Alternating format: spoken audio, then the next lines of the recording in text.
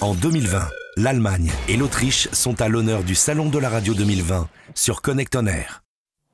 L'interview sur Connect On Air depuis le Salon de la radio. De retour ici sur le plateau de la radio du Salon de la radio avec Alain et puis des invités.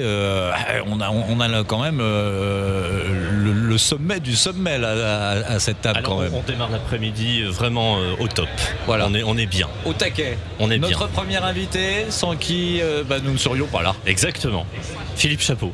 Bonjour Philippe. Il a été surpris. C'est extraordinaire. Le côté humble de Philippe Chapeau. Ah bon, c'est moi, pardon. Oui, alors bienvenue, je suis très content que vous soyez là parce que c'était un peu un rêve que d'organiser un salon de la radio avec mon père. C'est une histoire de famille et c'est vrai que maintenant on arrive à un point où on est à ce que mon père avait envie de faire. C'est-à-dire avoir un salon à Paris qui soit représentatif de la profession et qui permette aux médias de ne pas être le parent pauvre de la télévision. Cette année, on est sur l'édition numéro 16. C'est quand même voilà. Je suppose que la première année, tout le monde a dit mais ça ne marchera jamais. J'ai quelqu'un tout à l'heure, il y a un radio vélo, il fallait le voir, c'est génial, de Radio Méga. Il me dit écoute, je viens de voir parce que je dois t'avouer qu'au début, quand tu as fait ton salon de la radio à Paris, et, on m'a posé la question, j'ai dit mais ça marchera jamais. Et il me dit je me suis trompé. Et ça, je trouve ça assez sympa et assez humble. C'est humble, exactement. De sa part. Et alors, il y en a plein certainement qui sont dans le même cas. C'est vrai que personne n'y croyait vraiment parce que, comme quand on a lancé la lettre de la radio, la lettre pro de la radio, puisque ça s'appelle La Lettre, alors un peu en souvenir à mon papa aussi, puisqu'il avait créé la lettre de l'audiovisuel en 1978. Que tout le monde a lu. C'était la lettre bleue, la lettre qu'on recevait sur le bureau. Et il annonçait sur cette lettre que les gens étaient virés avant même qu'ils le sachent. Il a vu naître les deux Pouzillac, il les a vus démarrer. Maintenant, c'est plus délicat, on envoie des SMS. Tu vas recevoir une lettre. C'est pas la peine que tu te déplaces lundi. On en parlait ce matin. Par Facebook. C'est encore pire. Donc, oui, ou sur LinkedIn, si on te poste ton CV pour que tu puisses rechercher du travail. Oui, c'est un côté RH ou alors sur la lettre pro, quand tu es animateur radio et que tu vois que tout d'un coup la radio pour laquelle tu bosses vient de poster une annonce pour recruter quelqu'un à ton poste, ça fait un drôle d'effet. Voilà, ça sent le vécu tout ça. Oui, ça m'est arrivé. Ouais. On a des petits problèmes de retour, mais on s'entend quand même bien. Donc voilà, mon père, il avait cette vision, cette passion, et puis on a mis du temps. On a mis du temps. D'abord, il n'a pas connu la lettre de la radio, parce que la lettre de la radio, elle est née à sa mort, en fait. Il voulait refaire une lettre de l'audiovisuel. Il dit non, papa, moi je veux faire un truc radio. Et il me dit mais ça marchera pas, tu verras, tu vas voir. Même lui, il y croyait pas trop. Personne n'y croyait à la lettre de la radio. Personne ne croyait qu'on était capable de rassembler au sein d'une publication tout le secteur radiophonique français, et Dieu sait qu'il est grand. Alors souvent quand on est à Paris on pense pas beaucoup aux radios locales. Oui, parce qu'on a le sentiment que finalement c'est un petit milieu, tout le monde se retrouve ici, tout le monde se connaît. 1200 éditeurs de services en France, 1200. 1200 et cette année on a combien d'exposants sur le salon? Alors exactement, cette année, tu as le 183. chiffre exact. C'est selon les organisateurs et selon la police. C'est un chiffre qui est exactement. C'est surtout indiscutable. Selon les chiffres de DECRA, puisqu'on est certifié par DECRA comme salon international depuis maintenant 3 ans, parce qu'on a plus de... Alors c'est 30% d'exposants qui doivent être non francophones, et là nous on est à 50% non francophones d'exposants, donc ça fait une européanisation du salon, et c'était aussi ce challenge que d'élever le débat et pas rester entre franco-franchouillards. Si je dis pas de bêtises, l'année dernière il y avait 7000 visiteurs. Oui. Cette année, les deux pays à l'honneur sont l'Allemagne et l'Autriche, il faut le rappeler, parce que... Et puis,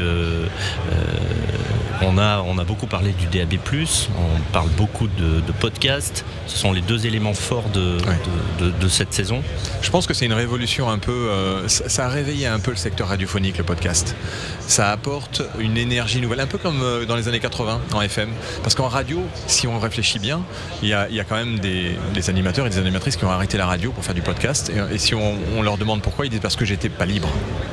Et le podcast apporte cette liberté de ton, de placement, et de qui temps. Existait dans la radio libre au début des années 80. Exactement, ça existait dans la radio libre. Et donc ça apporte une énergie, ça apporte des nouvelles compétences aussi, parce qu'il y a plein de gens qui faisaient pas de radio, qui font du podcast et qui font une audience très importante. Donc là, les radios sont en train de se dire ouh, il faut que je me bouge un peu, et donc ils créent leur label de podcasts natifs, à différencier entre les podcasts qui sont les émissions qu'on rediffuse dans une radio, des émissions qui sont diffusées en radio, qui est de l'audio à la demande, et le podcast natif qui est ce podcast qu'on crée spécifiquement pour être sur internet et pas être diffusé en radio. Donc là, elles sont en train de se poser des questions. Et puis la deuxième chose qu'on essaie de faire au salon, c'est la musique. D'ailleurs, les concerts vont démarrer dans pas longtemps. À 14h. À 14h, les showcases sont démarrés là. Les showcases ont démarré parce qu'on se rend compte qu'en radio, c'est quand même de plus en plus difficile de jouer des nouveaux artistes. Et qu'il y a quand même des accords, il y a des auditoriums où on écoute les titres, où on les fait valider. Il y a des call-outs. En fait, il n'y a plus aucune liberté. Il n'y a plus aucune liberté du directeur des programmes. Et je pense qu'il faut que la radio retrouve cette liberté de programmation et de ton avec des vrais directeurs de programmes qui prennent des risques et qui le montrent à l'antenne, et avec des vrais contenus qui concernent les auditeurs et qui leur donnent envie de revenir comme le podcast est en train de le faire, en leur donnant des libertés de créneaux. Et ça, c'est peut-être visionnaire, c'est peut-être fou, mais c'est, à mon avis, ce qui est l'avenir de la radio si on veut que la radio reste un média à part entière. On se rappelle quand même de l'époque où on arrivait à la radio avec les disques qu'on avait été acheter chez Champ mais c'est ça qui était magique. C'était magique, c'est ça qui était magique. On faisait découvrir, là on était véritablement dans le partage de ce qu'on avait découvert. C'est ça que doit faire la radio. La radio, elle est là pour faire découvrir. Alors, on a sorti une étude et on montre que la radio découvre encore de la musique. Mais je pense que c'est pas forcément ce que tout le monde pense aujourd'hui. Même il y a le problème des quotas, il y a des lois. C'est parfois un peu compliqué de s'y retrouver entre ce que les auditeurs attendent, ce que les radios peuvent proposer, le formatage des radios, les cibles qui sont nécessaires à atteindre en fonction des attentes des régies. Pour résumer le business qui est en cours quand même, oui, parce que l'industrie est calée par rapport aux études de médiamétrie, ce qu'on comprend, et c'est important, sinon les radios ne peuvent pas fonctionner. Mais c'est vrai qu'elles peuvent pas changer leur système comme ça, et puis elles gagnent toujours beaucoup d'argent avec, donc pourquoi changer? Sauf que là, 1 million d'auditeurs en moins, il y a un moment où il faut se réveiller. Faut se poser les bonnes questions là, effectivement. Alors c'est intéressant parce que on a à nos côtés quelqu'un à qui on tient beaucoup. On sent de l'émotion. Bien sûr, parce que c'est un ami, et puis vraiment on a travaillé ensemble pendant de longues années. Et avec quel plaisir. Et avec quel plaisir. Dominique Duforest, qui est mon idole, qui est l'idole de bon nombre d'animateurs radio, je pense, qui a été l'une des voix les plus, alors j'ai pas dit la voix, on en parlera après, mais qui est l'une des voix les plus emblématiques de Énergie, qui a été le premier matinalier d'Énergie. On en parlait encore avec Séval hier. J'ai encore le jingle dans la tête. Tout le monde se souvient de cette grille de programme, la première grille de programme d'Énergie. Aujourd'hui, on a un peu plus de mal à identifier les animateurs, surtout les animateurs qui sont dans le flux. Et Dodo a été le matinalier d'Énergie dans les années 80. En quelle année, Dominique? Voilà la question. 84-88, j'ai dû faire la matinale, un truc comme ça, avec Denis Balbir. 84-88 avec Denis Balbir. À peu près, hein, je sais plus trop, mais... Ensuite, Dodo a dirigé les radios, Énergie, Rire et Chanson. Oui. Et j'ai également, entre Énergie et Rire et Chanson, j'ai repris une radio qui s'appelait M40, qui partait un peu en sucette, et que j'ai plutôt bien managé, puisque j'ai fait le plus gros sondage qu'ils aient eu. Mais son sort était déjà réglé, et j'ai donc, à la demande de la direction de la CLT à l'époque, qui chapeautait RTL, monté RTL2. Voilà, en fait c'est M40 qui est devenu, si je dis pas de bêtises, RTL1. C'est ça. RTL1 pendant un mois. C'est ça. Avant que ça les devienne RTL2. Et pour l'anecdote, on avait un PDG qui était formidable d'ailleurs, qui s'appelle Axel Duroux. Et il était très marketing, et on avait fait 3 semaines d'antenne à blanc pour se chauffer, parce qu'il y avait beaucoup d'infos. C'était une antenne un peu compliquée. Et il avait fait faire des produits dérivés. Et on a les parapluies RTL1, les coupes-vents RTL1, les casquettes RTL1, les stylos, etc. Et au bout d'un mois, on nous a dit non, ça va être RTL2. Bon. Ça a été compliqué après de transformer le 1 en 2 au stylo. À la main, c'est long. Il faut des petites mains. Et Dominique, ça nous fait plaisir que tu sois là aussi, puisqu'après, évidemment, tu es parti dans la production, dans la télé. Ouais. Bon.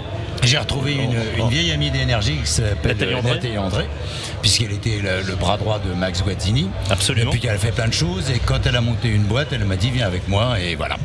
Et donc vous avez travaillé ensemble pendant plusieurs années également. 10 ans. Et aujourd'hui, Tu es quand même la voix emblématique aussi d'une émission de télé-réalité que tout le monde connaît, que tout le monde a vu. Pendant 11 ans, mon succès auprès de mon boulanger, c'était de lui dire ici la voix. Voilà. Et je voudrais une baguette. Tu demandais une baguette comme ça? Non. Non, mais un jour, mais je dis le boulanger parce qu'un jour, je vais chez un boulanger que je ne connaissais pas. Et je lui demande mon pain, etc. Et il me regarde et me dit, vous, je connais votre secret. C'est bon ça. C'est énorme. Et j'ai aussi quelqu'un qui une fois qui m'a dit, oh là là, vous avez une voix, vous devriez faire Secret Story. Je dis, ah oui, c'est une bonne idée. C'est une bonne idée, je vais postuler. Mais tu aurais dû dire, je crois que la place est prise déjà en fait. Je crois que la place est prise. Donc c'est un plaisir de t'avoir parmi nous. Et ce serait intéressant d'avoir aussi ton regard sur la radio aujourd'hui, puisque toi tu as vu naître, comme nous d'ailleurs, les radios libres. Et tu as vu grandir les réseaux, tu as vu se déployer Énergie avec Chérie FM, avec Rire et Chanson, avec Nostalgie. Et aujourd'hui, quel regard tu portes sur le média radio et sur les radios musicales en particulier, puisque elles ont été chères à ton cœur? Alors le regard va pas être forcément tendre. C'est pas grave. C'est libre antenne. C'était mieux avant. C'était libre antenne. Non, mieux avant. Je suis pas dans l'idée du c'était mieux avant. J'ai l'impression que c'est moins de la radio, quoi. C'est aussi bête que ça. Dans quel sens C'est-à-dire que l'intervention humaine est devenue quelque chose de presque annexe, à part, comme on le disait tout à l'heure, sur le morning et sur la fin de journée. À part ça, c'est comme on disait quand j'étais gamin, c'est des bandes. Les types, ils passent de la musique, mais voilà, c'est un fait. Et je ne suis plus jamais, je parle musicalement parlant, je ne suis plus jamais surpris. Moi, ce que j'aime, c'est qu'on me surprenne à la radio avec un disque, avec une musique, avec une intervention. Je ne suis plus jamais surpris. Si, il peut m'arriver d'être surpris en écoutant des web radios. Alors en écoutant les web radios, on ose peut-être plus sur les web radios justement parce qu'on rentre pas dans un format. Parce que là, alors les web radios ne parlent pas ou quasiment pas. Elles mais peuvent musicalement être très formatées aussi. Hein. Oui, mais il y a des radios de niche en fait. Mais le problème de la web radio, c'est le modèle économique parce qu'il est très compliqué. Les plus grosses web radios comme Radio Meux, qui a une programmation musicale excellente. Ah oui, c'est bien. Ah non, mais Radio Meux, c'est fantastique. Là, ils sont obligés parce qu'ils n'arrivent pas à finir les fins de mois, de faire tout un merchandising sur de l'événementiel, sur des goodies qui vendent à leurs fans et ça fonctionne parce que les gens aiment la programmation, mais c'est très compliqué. Il y a très peu de web radio aujourd'hui qui arrivent à gagner leur vie. Il y a contrario du podcast, Mix, qui est aussi une radio, enfin une radio plateforme. C'est une plateforme. Il y a 28 radios Mix, je pense, qui fonctionnent et qui sont des radios qui sont très écoutées aujourd'hui sur le net. On en parlait d'ailleurs avec Olivier Rioux, qui est le fondateur de Hotmix, qui doit être parmi nous d'ailleurs sur ce salon. Et du coup, on parle des radios musicales, mais il y a aussi les radios de talk. Et les radios de talk, elles se portent plutôt pas mal. Alors, que ce soit les généralistes. Oui, les radios de talk, surtout les généralistes se portent bien parce qu'elles. France Inter, RTL, RMC. Parce qu'elles ont tendance à parler à l'intelligence. Tendance, bien dit. On est dans le contenu. On est dans le contenu et on est dans la réflexion. Moi, si j'écoute une radio talk, c'est pour être dans la réflexion. C'est pas pour qu'ils me disent ce avec quoi je suis déjà d'accord.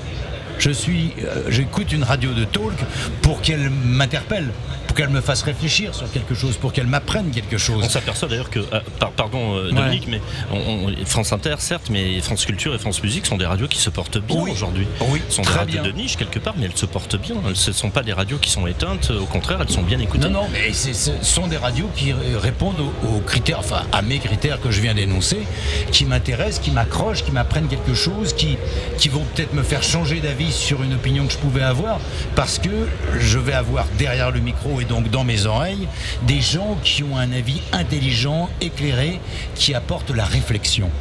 Et donc les radios de talk, c'est ça qu'elles doivent faire. Alors on voit que le marché radio s'effrite un peu. Mais effectivement, ces radios de talk, elles ont tendance à poursuivre leur combat et continuer à émerger, à générer de l'audience. Donc c'est plutôt rassurant. Je trouve qu'on est plutôt sur une note positive. Je pense que de toute façon, l'audio a un avenir exceptionnel. Et on parle d'audio, on parle plus de radio, de podcast, on parle d'audio. Les enceintes connectées. on parle à son téléphone. Donc je pense que la capacité des gens de radio, des professionnels de la radio à savoir concerner fera que le média radio ne pourra pas disparaître. Au contraire, on le sent ici, hein, le média radio prend de l'importance, mais il faut arriver à stratégiquement... Il est multicanal. Ce que tu disais, Philippe, c'est très intéressant, à savoir qu'on est sur du contenu.